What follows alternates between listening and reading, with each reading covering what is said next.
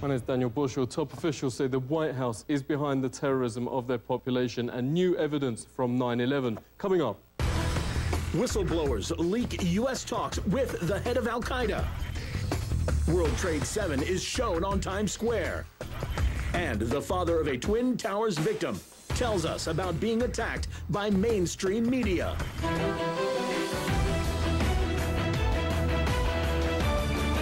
Decades of terror against their own population blamed on extremists has actually been funded and planned by the White House. Top-level officials in the government and the CIA confirmed.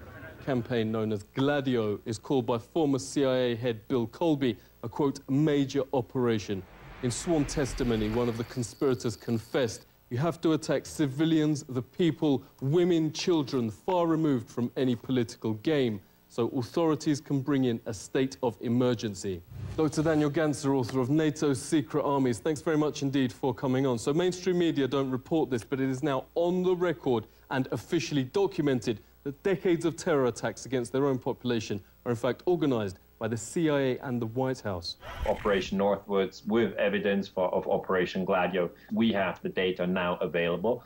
And then the people understand that this exists, but they still have a psychological moment where they have a hard time to believe that it still goes on, because it's bad news. You know, it basically means that terrorism can be manipulated in order to move people around like sheep, really. And if you're told you're sheep and you're being moved by false flag terrorism, I mean, this is really something you don't want to hear. Yeah, we keep finding this term strategy of tension by the White House. What does it mean? Strategy of tension actually means that you blow up a bomb and say your enemy did it.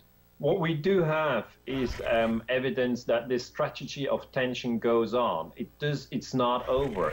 Bigger than Watergate, the FBI's Dennis Sacker calls US shielding Al-Qaeda leaders up to 2001 and reports veterans today still ongoing. FBI whistleblower Sybil Edmonds has exposed the, quote, innumerable regular meetings between US representatives and bin Laden's deputy, now head of Al-Qaeda, Ayman al-Zawahiri, leading up to September 2001. July 2001, FBI agents closing in on the 9/11 plotters were thrown off the case and threatened with prosecution.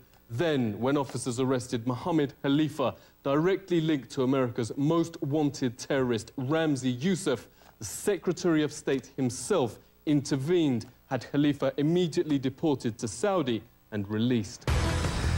People at the CIA were rich, not even speaking in retrospect, but contemporaneous with what the intelligence community knew. Khalifa's deportation was unreal.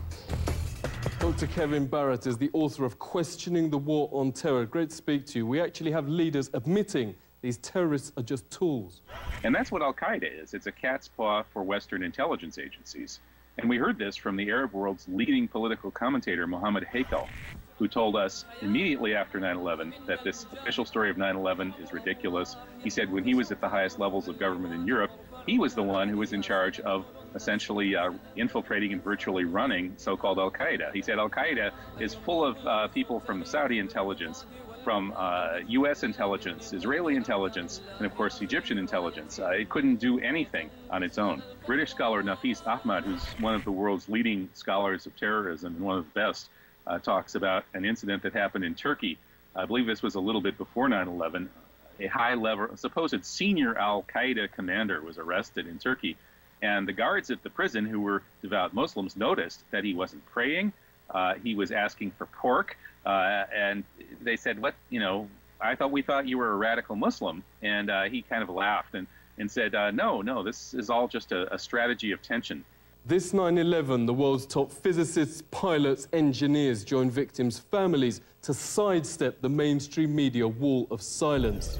Huge billboards on Times Square and across the states confront the fact most Americans don't know a third giant tower on 9/11 wasn't even hit by a plane, yet somehow collapsed in free fall. At 5:20 p.m., World Trade 7 suddenly, neatly and symmetrically just folded like a pancake. This is high school physics. A building cannot do free fall with 40,000 tons of structural steel in its structural system without it being blown up. The government version is that office fires made all 84 steel columns break at the same time. But there are other versions. John Cole's among thousands of leading independent experts with architects and engineers for 9/11 Truth. Great to speak to you. So who did it? Who didn't do it is the 19 hijackers that allegedly flew the plane. It is impossible. It is impossible to melt that steel by the office fires, the jet fuel, or the collapse itself. It's a physical impossibility. It cannot be replicated experimentally. It defies the laws of physics. If you set aside your politics, you set aside your beliefs and your religion, and you use the scientific method. World Trade Center 7 is basically a classic controlled demolition where a building free falls and comes straight down into virtually its own footprint. The only explanation that explains all the evidence, the nanothermite, the iron microspheres, the high temperatures found out there, the free fall, the uniform, what I call the uniform acceleration of the towers, when those came down, there was no impact or jolt when it hit the undamaged section below. Because there was no jolt, something blew those towers out, allowing it to uniformly accelerate downward. The only thing that makes any sense at all from a scientific perspective is that those towers were blown up. John made a mockery of mainstream sites Nat Geo and Pop Mechanics, who've desperately tried, for instance, to show 175 pounds of military nanothermite couldn't break the columns. John did it with just 1 pound. Can thermite of any type burn through steel beams? I guess it can. Renowned librarian and researcher Elizabeth Woodworth has come in to help form the Consensus 9/11 panel, confirming it uses best practice with the most rigorous peer review. Thanks so much for joining us. There's this remarkably high consensus among experts that the government version can't be right. We have some of the top experts in the field who've published in peer-reviewed scientific journals. And yet, these scientific journals exist, like the Herrott study, but they're never covered in the media. If people knew about the research, they would find it compelling. Dr. Griffin has said that he's never heard of anybody who saw the evidence, became converted to this point of view, and then changed back. Yeah, the panel's made government already change its story and admits Skyscraper 7's freefall. That's right. David Chandler is an extraordinary model maker. Chandler is on the panel, and he devised a model to prove that the top floors fell with no resistance. There's only one way that that can happen, and that is that all the columns, there are 84 of these columns, that they were severed at the same moment. Dr. Graham McQueen accessed the New York Fire Department records from that day. Thanks very much for joining us. Never broadcast by mainstream media, but more than 100 witnesses have even reported the explosives bringing down the Twin Towers. Here was this roughly 10,000 pages of extremely rich eyewitness material. And I found that there were 118 people who clearly perceived explosions. You know, we have firefighters who are used to fighting high-rise fires, who are used to encountering smoke explosions and boilers, and yet they use words like bombs. You know, they don't identify with the things we would expect. Floor by floor instead of popping out. It was if they had detonated. If they were planned to take down a building. Boom, boom, boom, boom, boom, boom, boom. All the way down. Bob McIlvaine has wanted answers why the post-mortem of his son Bobby found his fatal injuries in the South Tower consistent not with fireballs, but explosives. Yet mainstream host Rachel Maddow here recently sneered he's not only a conspiracy theorist for asking questions, but also attempted to connect him to violence and Al-Qaeda. All of these nefarious conspiracies about government plots to kill and conspire and lie about it and cover up the real truth. I mean, this stuff is as ridiculous as it has ever been, but it is as ridiculous as it is dangerous. Bobby's father joins us. Thank you very much for speaking with us. How do you feel first losing your son and now being portrayed as the bad guy? My son died. He died from an explosion. I can prove that beyond a reasonable doubt. If I was in a courtroom, a jury cannot not accept that as proof. So that's where we have our problem. When I say, well, this was an inside job. Well, my son died from an inside job from someone putting bombs detonations. I would make her sit in this room and go through what I just went with you.